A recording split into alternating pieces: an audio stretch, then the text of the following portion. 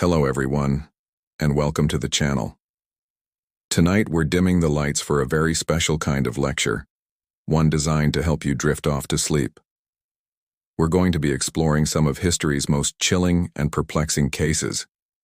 The details are intricate, the narratives are long, and the tone is calm and steady. The goal isn't to startle you, but to give your mind something complex to focus on, allowing the noise of your day to fade into the background. So, get comfortable, close your eyes if you wish, and let my voice guide you as we journey into the shadows of the past. There's no need to follow every single detail. Just let the story wash over you. Our first case takes us to the desolate, windswept plains of 19th century America, to a story that has been whispered around campfires for generations, the tale of the Donner Party. In the spring of 1846, a group of pioneers, led by George and Jacob Donner and James Reed, set out from Springfield, Illinois. Their destination was California, the land of promise and gold.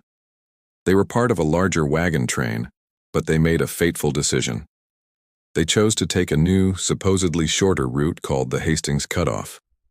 This shortcut, promoted by a guidebook author who had never traveled it himself, would prove to be their undoing.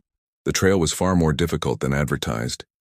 It was a treacherous path through rugged mountains and arid deserts. The wagons broke down, the oxen were lost, and progress slowed to a crawl.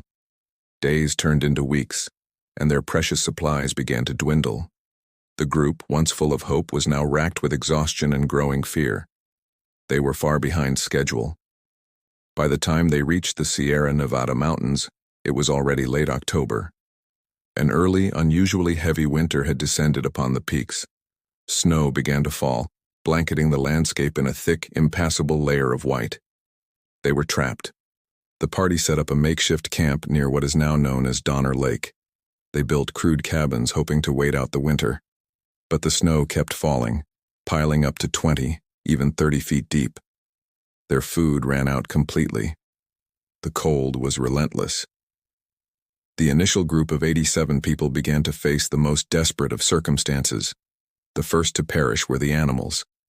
Then starvation began to claim the people, one by one. The survivors were faced with a horrific choice, a decision that has haunted their legacy ever since.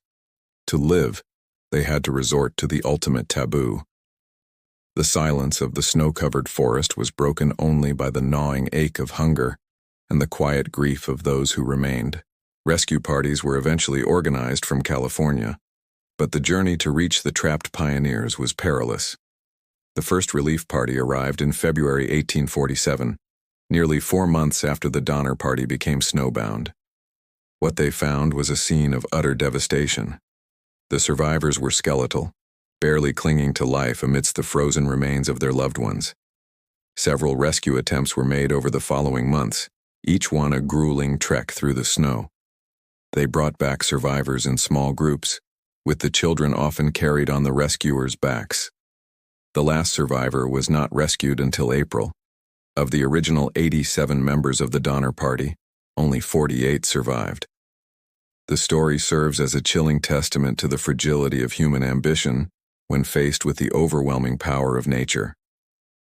A shortcut that promised a quicker path to a dream became a long, drawn-out nightmare from which many would never awaken.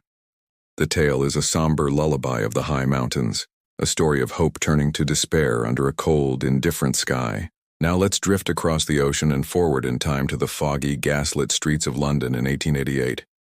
This is the setting for a series of crimes that created a legend, a name that still sends a shiver down the spine: Jack the Ripper. The story begins in the impoverished district of Whitechapel, a labyrinth of dark alleys, crowded tenements, and desperate souls. In the late summer and autumn of that year, a killer began to prey on the women working the streets of the East End. The attacks were brutal and the city was gripped by a growing panic. The first victim widely attributed to the Ripper was Mary Ann Nichols, found on August 31st. Just over a week later, Annie Chapman was discovered. The pattern was horrifyingly consistent. The victims were targeted in the dead of night, in secluded or dark areas where no one could hear their cries.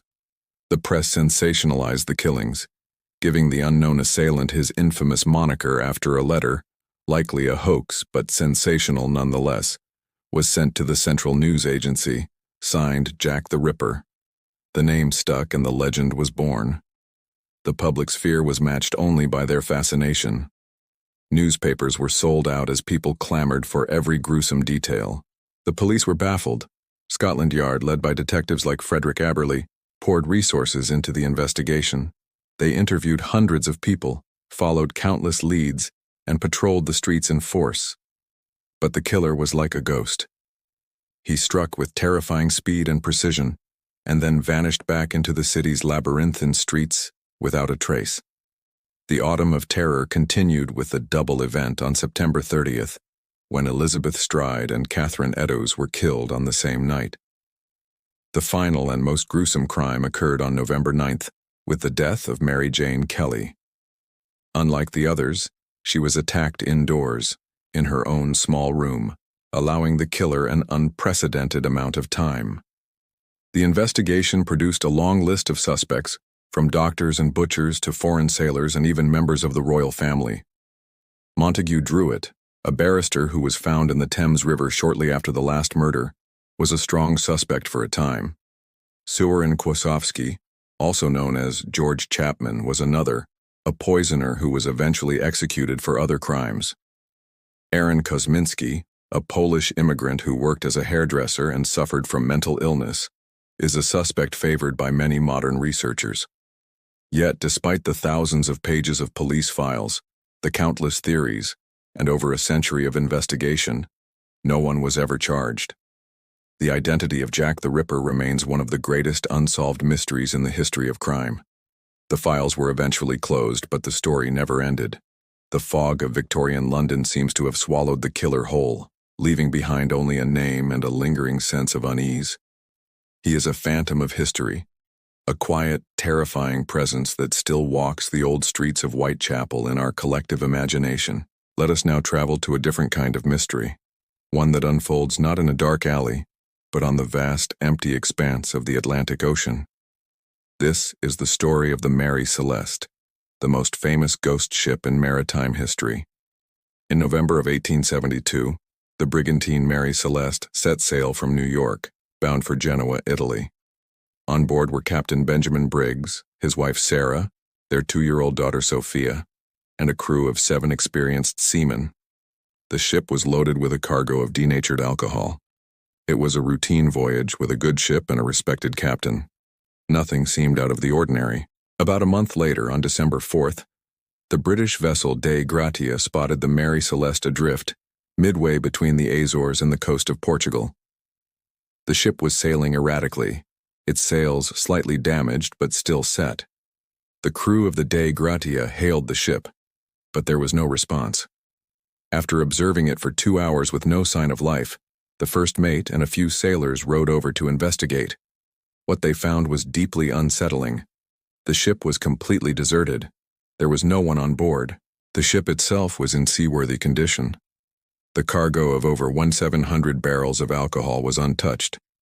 The crew's personal belongings, including their money and valuables, were still in their quarters. In the captain's cabin, everything was tidy, except for a few scattered papers. A meal seemed to have been left unfinished. The ship's logbook was found, and its last entry was dated November 25th, 10 days earlier. It noted the ship's position near the Azores island of Santa Maria, and gave no indication of any trouble. The only things missing were the ship's single lifeboat, the chronometer, and the sextant essential navigational tools. A rope was found trailing behind the ship, its end frayed and broken in the water. What could have made an experienced captain and his entire crew abandon a perfectly sound ship in the middle of the ocean? The theories are endless. Piracy seems unlikely, as nothing of value was taken. A mutiny is also improbable, as Captain Briggs was known to be a fair man and the crew was reputable. Some have speculated that the alcohol cargo might have been the cause. Perhaps there was a fear of an explosion from fumes leaking from the barrels, causing the captain to order a temporary evacuation into the lifeboat. They might have tied the boat to the ship with the rope, intending to return once the danger passed. But if the wind picked up and the rope snapped, they would have been left stranded in a small boat in the vastness of the Atlantic. while their empty ship sailed on without them. Other, more imaginative theories have been proposed over the years, from sea monsters and paranormal events to foul play by the crew of the Dei Gratia who found the ship. But none of these theories can be proven. The fate of Captain Briggs, his family, and his crew remains a complete mystery. The 10 people aboard the Mary Celeste simply vanished from the face of the earth, leaving behind their ship as a silent, floating tombstone. The Mary Celeste sails on in history as a symbol of the ocean's great unanswered questions, a ghost ship forever carrying its secret through the quiet, deep waters of our imagination. As we let these stories settle, let the details blur and fade. Allow the calmness of the telling to soothe your mind. There's no need to hold on to the narrative. Just feel the gentle rhythm of the words, like waves on a distant shore. Let the mysteries of the past become a soft, humming background to your own descent into slumber. Thank you for listening tonight. I hope these tales have provided a quiet space for your mind to rest. If you've enjoyed this, please consider following for more sleep lectures. Now just breathe, relax, and have a peaceful night's sleep.